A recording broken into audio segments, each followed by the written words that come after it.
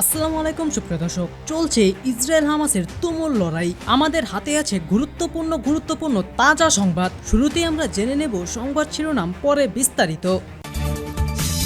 এবার যুদ্ধের মধ্যে বিক্ষোভে উত্তাল ইসরায়েল, চরম বিপাকে নেতানিয়াহু।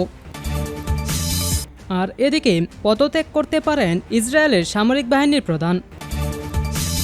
দর্শক, শুরুতেই থাকছে এবার যুদ্ধের মধ্যে বিক্ষোভে উত্তাল ইসরায়েল, চরম বিপাকে নেতানিয়াহু। ফিলিস্তিনের গাজাকে মাটির সাথে মিশিয়ে দিতে ভয়াবহ ছক কষছেন ইসরায়েলের প্রধানমন্ত্রী বেনিয়ামিন নেতানিয়াহু। কিন্তু তার এই নীল নকশায় কোনোভাবেই সমর্থন দিতে চায় না সাধারণ ইসরায়েলিরা। এমনকি ফিলিস্তিনের স্বাধীনতাকামী সংগঠন যেসব ইসরায়েলিকে ধরে নিয়ে গেছে তাদের এখনও মুক্ত করতে পারেনি নেতানিয়াহু। তাদের মুক্তির দাবিতে বিক্ষোভে উত্তাল গোটা ইসরায়েল। দেশটির বাসিন্দারা নেতানিয়াহুর হুটহাট সিদ্ধান্তের বিরুদ্ধে অবস্থান নিয়েছে। তারা আর যুদ্ধ চায় না, এমনকি নেতানিয়াহুকে সহ্যই করতে পারছেন না তারা। তাই তো নতুন করে নির্বাচনের দাবিতে রাস্তায় নেমেছে হাজার হাজার ইসরায়েলি। কাতার ভিত্তিক সংবাদ মাধ্যম আল জাজিরা বলছে, গাজায় আটক বন্দীদের মুক্তির দাবিতে এবং আগাম নির্বাচনের আহ্বান জানিয়ে শনিবার হাজার হাজার মানুষ ইসরায়েল জুড়ে বিক্ষোভ করেছেন। ইসরায়েলের সম্প্রচার কর্তৃপক্ষ জানিয়েছে, বিক্ষোভকারীরা ইসরায়েলের কাপলান স্কোয়ারে জড়ো হন এবং গাজায় ফিলিস্তিনি উপদলের সাথে বন্দি বিনিময় চুক্তি এবং আগাম নির্বাচনে দাবি জানান। গাজায় আটক বন্দীদের পরিবারও এদিনে বিক্ষোভে অংশ নেয় এবং বিক্ষোভকারীদের সামনে বক্তৃতা দেয়। কিন্তু বিক্ষোভের সময় সেখান থেকে সরিয়ে দেওয়ার চেষ্টা করে পুলিশ। শুরুতে দস্তাদস্তি হলেও পরে পুলিশ এবং বিক্ষোভকারীদের মধ্যে সংঘর্ষ শুরু হয়। পরে তারা তেল আবিবের প্রতিরক্ষা মন্ত্রণালয় ঘেরাও করে, এমনকি প্রধানমন্ত্রী বেনিয়ামিন নেতানিয়াহুর বাসভবনের সামনে পর্যন্ত বিক্ষোভ করে।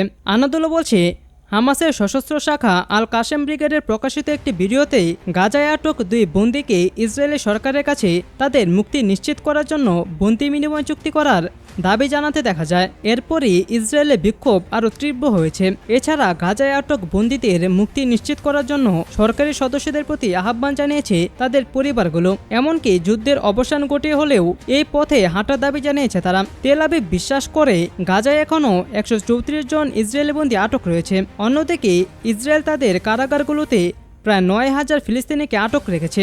গোটা বিশ্বকে অবাক করে দিয়ে গেল 7 অক্টোবর ইসরায়েলি ভূখণ্ডে ঢুকে নজিরবিহীন হামলা চালায় ফিলিস্তিনের স্বাধীনতাকামী সংগঠন হামাস। এরপর থেকেই গাজায় তাণ্ডব লীলা চালাচ্ছে তেল আবিব, রীতিমতো ধ্বংসস্তূপে পরিণত করেছে গাজার বেশিরভাগ এলাকা। আর দর্শক, এদিকে এবার পদত্যাগ করতে পারেন ইসরায়েলের সামরিক বাহিনীর প্রধান। ইসরায়েলের সামরিক বাহিনীর চিফ অফ স্টাফ পদত্যাগ করতে পারেন। গত বছরের 7 অক্টোবর থেকে টানা প্রায় 7 মাস ধরে অবরুদ্ধ গাজায় হামলা চালিয়ে যাচ্ছে ইসরায়েল। এরপরও ফিলিস্তিনি স্বাধীনতাকামী সশস্ত্র গোষ্ঠী হামাসকে পরাজিত করতে না পারা, হামাসের হাত থেকে ইসরায়েলি জমিদের উদ্ধার করতে না পারা, 7 অক্টোবর ফিলিস্তিনি গোষ্ঠী হামাসের হামলার পূর্বাভাস দিতে ব্যর্থ হওয়া সহ একাধিক অভিযোগের প্রেক্ষিতে পদত্যাগ করতে পারেন সামরিক বাহিনীর প্রধান। ইসরায়েলের স্থানীয় সংবাদ মাধ্যম উদ্ধৃতি দিয়ে তুরস্ক ভিত্তিক বার্তা সংস্থা আনাদোলু এজেন্সির এক প্রতিবেদনে এমনটাই জানানো হয়েছে। প্রতিবেদনে বলা হয়েছে, সামরিক বাহিনীর ব্যর্থতার প্রতিবাদে ইসরায়েল জুড়ে চলছে বিক্ষোভ ও প্রতিবাদ। এমন পরিস্থিতিতে ইসরায়েল সামরিক বাহিনীর চিফ অফ স্টাফ পদত্যাগ করতে পারেন বলে ধারণা করা হচ্ছে। প্রতিবেদনে বলা হয়েছে, ইসরায়েলের প্রতিরক্ষা বাহিনীর chief of staff major general Herzi Halevi কিছুদিনের মধ্যে পদত্যাগ করবেন বলে আশা করা হচ্ছে। ইসরায়েলের স্থানীয় সংবাদ মাধ্যম শনিবার কথা জানিয়েছে। এতে আরও বলা হয়েছে, গত বছরের 7 অক্টোবর ফিলিস্তিনি গোষ্ঠী হামাসের হামলার পূর্বাভাস দিতে ব্যর্থ হওয়ার পেছনে দায়ী সমস্ত কর্মকর্তাকে ঘরে ফিরে যেতে হবে, চিফ অফ স্টাফ থেকে শুরু করে সবাইকেই। ইসরায়েলের বেসরকারি সম্প্রচারকারী চ্যানেল 12 জানিয়েছে, গত সপ্তাহে দেশটির সামরিক গোয়েন্দা প্রধান মেজর জেনারেল আহরান হালিভার পদত্যাগের পর অন্যদের পদত্যাগের বিষয়টিও স্পষ্ট হয়ে গেছে। এমনকি অনেক অফিসার যুদ্ধ বিষয়ক তদন্তের প্রস্তুতির জন্য আইনি সহায়তা চেয়েছেন বলেও জানিয়েছে সংবাদ মাধ্যমটি। এর আগে গত সোমবার ইসরায়েলের সামরিক গোয়েন্দা সংস্থার প্রধান মেজর জেনারেল আহরান হালিভা পদত্যাগের ঘোষণা দেন। ফিলিস্তিনি স্বাধীনতাকামী গাজা উপত্যকার ক্ষমতাসীন গোষ্ঠী হামাসের গত 7 অক্টোবর ইসরায়েলে চালানো হামলার ঘটনায় গোয়েন্দা ব্যর্থতার দায় স্বীকার করেই পদত্যাগের এ ঘোষণা দেন তিনি।